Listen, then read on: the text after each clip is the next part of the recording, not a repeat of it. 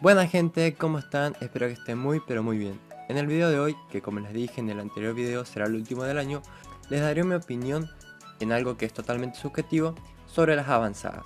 En los comentarios vi que sugerían que haga un video explicando este aspecto del juego y bueno, me pareció una buena idea, la cual me gustaría que en los comentarios me dejen sus opiniones al respecto. Podría ser un feedback bastante interesante, así que al finalizar el video los invito a comentar y también a leer los comentarios de los demás. Puede haber experiencias muy valiosas para destacar. Antes de seguir con el video de hoy, no olviden suscribirse al canal para seguir creciendo. Muchísimas gracias también a esos 240 suscriptores que están apoyando al canal semanalmente. Dicho esto, vamos ahora sí con el video de hoy. Bien, hablaré paso a paso de cada aspecto de las avanzadas y no solo me detendré ahí, sino que vamos por todo este apartado dentro del juego para hacer un video más completo. En primer lugar está el estilo, ¿sí? Que como todos sabemos hay 5 formas de jugarla. Por las bandas, juego de pases, tirar desde lejos, contraataque y balones largos. Si ustedes se preguntan a nivel muy general del juego, las tácticas que más se usan son de jugar por las bandas y juego de pases. Ahora en competencias de la comunidad, incluso a nivel internacional, se usa claramente más tirar desde lejos y en segundo lugar diría que contraataque. Aunque sí, como dije en el anterior video, este año se pudo ver también en varias ocasiones el jugar por las bandas y pases. Probablemente el juego acá tiene cierta lógica con las alineaciones centrales, bandas y pases para las 4-3-3, 3-4-3, 4-4-2 y tirar desde lejos para los que poseen más medio campo como 4-5-1 y 4-2-3-1, contraataque o balones largos para los que tienen más defensas. Después hay alineaciones que por ahí generan dudas seguramente como las 3-3-2-2, que es una alineación que se la ha visto utilizar a pases y tirar desde lejos, o la 4-2-4 que por ahí he visto en bandas o también al contraataque o balones largos. En líneas generales, si bien se puede aplicar simplemente el estilo siguiendo la alineación, es importante también tener en cuenta los demás aspectos de las tácticas, no son aspectos aislados, digamos. Bien, vamos ahora con las tácticas en línea. Este es un aspecto al cual yo particularmente le doy muchísima importancia y siento que muchos managers no le dan esa importancia. Digamos, se centran en las avanzadas buscando la efectividad cuando rematan mucho y no hacen goles, cuando por ahí siento que viene más por el posicionamiento del equipo más que un cambio rotundo de la presión, el estilo y la velocidad. En líneas generales, este aspecto, como todos en general, es prueba y error hasta dar en la tecla, hasta encontrar una ubicación que dé resultados. A modo de experiencia personal, siempre es mejor un apoyo descendente hacia la parte defensiva, aunque sí es verdad que con un buen equipo es positivo usar las tácticas en línea o incluso apoyando el mediocampo al ataque. Como dije anteriormente, lo tendrán que ir viendo para encontrar la ubicación justa para su táctica. Para intentar entender el juego es necesario realizar muchos experimentos por más locos que suenen a veces. Con respecto al marcaje y al fuera de juego, el juego en sí, o al menos los comentarios que dejan post partido, explica que para usar el marcaje personal tenés que alinear más defensas, y jugando al marcaje en zona con 4 defensas casi siempre te felicita por usarlo así. No es mucha la información que te da, digamos. En mi opinión casi siempre es mejor jugar a marcaje en zona, sobre todo cuando eres inferior o cuando los duelos son parejos. El marcaje personal no se ve mucho en las competencias, en ocasiones lo he usado en 6-3-1 o 4-5-1 en años anteriores, cuando tenía buen valor de equipo y también un par de veces ante campus con buenos resultados.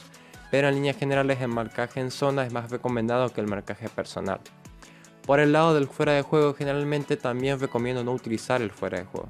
Ahora sí, si quieres jugar con fuera de juego porque así lo crees adecuado para un partido, con contraataque y balones largos no funcionan generalmente, no van en sintonía. Con los demás estilos sí se puede utilizar.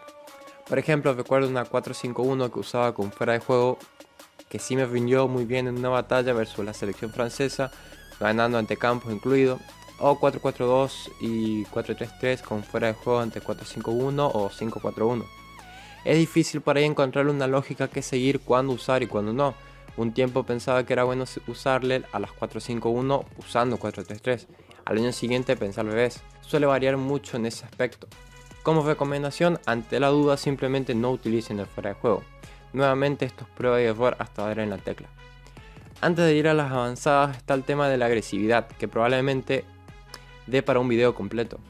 En los últimos años es verdad que el juego puede expulsar jugadores hasta jugando brusco en verde, cuando antes un árbitro verde era sinónimo de salir a matar, que valía todo. Bueno, cambió bastante en ese aspecto.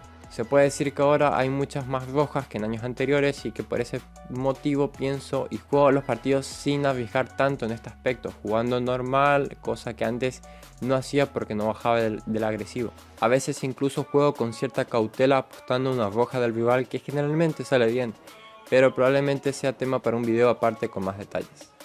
Por último y probablemente más importante para ustedes están las avanzadas. Vamos por partes. Primero está la presión y esta se relaciona al 100% con la agresividad. Es importante analizar esto para que se complementen bien entre sí y evitar una roja que nos deje fuera del partido. La recomendación en este aspecto es que particularmente pienso actualmente que el juego te expulsa más cuando usas una presión más baja que cuando usas una presión más alta. Hace 1 o 2 años la tendencia era al revés, usar una presión alta era sinónimo de roja y la presión más baja hasta se la utilizaba en brusco con árbitros rojos y no pasaba nada. Es importante estar atento en esos detalles dentro de la liga, incluso revisando los demás partidos. Con respecto al estilo, esto define muchos partidos, la verdad. Es importante saber cuándo optar por una actitud ofensiva y cuándo por una defensiva. Todos estos aspectos lo pueden definir tu valor de equipo y el del rival. Lo pueden definir muchas veces las alineaciones que tienen tendencias lógicamente más ofensivas como una 4-3-3 o defensivas como una 6-3-1. Jugando espejo, digamos 4-5-1 versus 4-5-1, 4-3-3 versus 4-3-3, 5-4-1 versus 5-4-1. El estilo es clave y ahí pienso que siendo locales es importante intuir un estilo más ofensivo que el del rival, aunque sea mínimo. Es verdad que luego depende de otros factores, incluido estilo, velocidad, equipo y especialistas, pero con la experiencia recomiendo que a medida que tengas una mejora de local en tu estadio, optes por una aptitud un poco más ofensiva que lo normal. La localidad te permitirá ir en esa sintonía. Lo contrario ocurrirá de visita. Conviene más salir con un estilo normal o no tan defensivo al inicio cuando el rival no tiene mejorado el estadio y ya cuando la liga avanza ir disminuyendo ese estilo intentando ser un poco más conservadores. Lógicamente todo depende del rival y de la liga o competencia. Nuevamente remarco que esto es prueba y error. Por último aparece la velocidad. Acá hay 3 velocidades que son claramente las más utilizadas, que son pases rápidos, juego de posesión y tiki-taka o juego a un toque, aunque esta se utiliza en menor medida que las otras dos. Tanto pases rápidos como juego de posesión son ideales para partidos donde eres superior o existe igualdad de condiciones. Son las velocidades más recomendadas en mi opinión. La presión de más 80 es utilizada para juegos más directos, en donde por ahí no se tiene la posibilidad de tener cierto control del partido y se opta por un juego más de contraataque.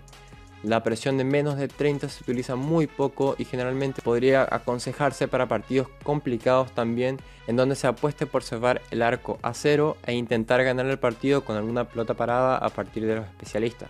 No siempre da resultado, es verdad, pero es una velocidad que intenta evitar que se remate mucho, digamos, que se juegue poco durante el partido.